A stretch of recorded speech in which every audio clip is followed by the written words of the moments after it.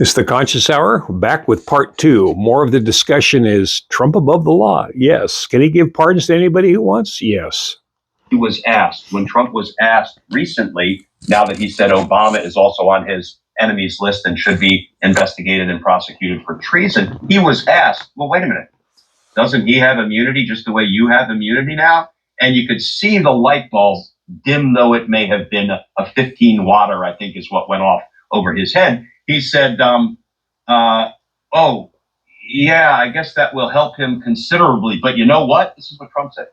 It won't help those people around him who might commit crimes.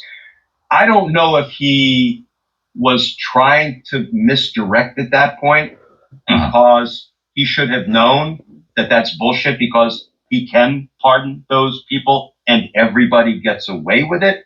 I don't think he is somebody who can think particularly quickly on his feet.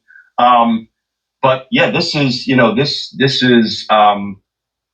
it's as dangerous as it gets if you're sanctioning criminal conduct by everybody in the executive branch. But I do see that as a realistic possibility. You go to, folks go back to the oral arguments in that Supreme Court case.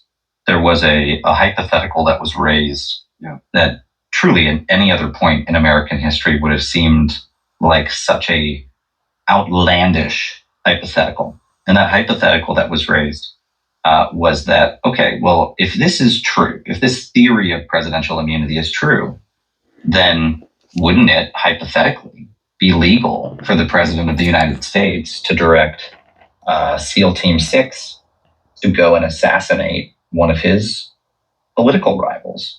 Yeah. And you could almost see the Trump side of this argument squirming because they didn't want to admit it, but they had a hard time defying that logic that, well, yes, indeed, if there is presidential immunity of this level, he can do that. But to your point, Glenn, what the pardon power gives the president is the ability to then say those people who carry out that order, right, who might be who should be subject to prosecution for murder if they carried out that order, can simply be forgiven for it. And so it is not farcical to say right now that the president of the United States has the ability to go direct the murder in cold blood of one of his opponents, and he himself and the people who carry it out can get away with it.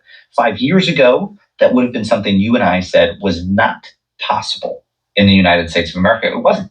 Those people all the way up to the president would go to prison for that conduct. Today, that crazy hypothetical is possible. And I don't say that as some radical person. I say that as a guy who spent my whole career in the national security community, would have never contemplated that something like that could possibly happen. And now, I'm not saying that scenario is going to come to fruition, but you can imagine 1,000 others that could, that are very scary.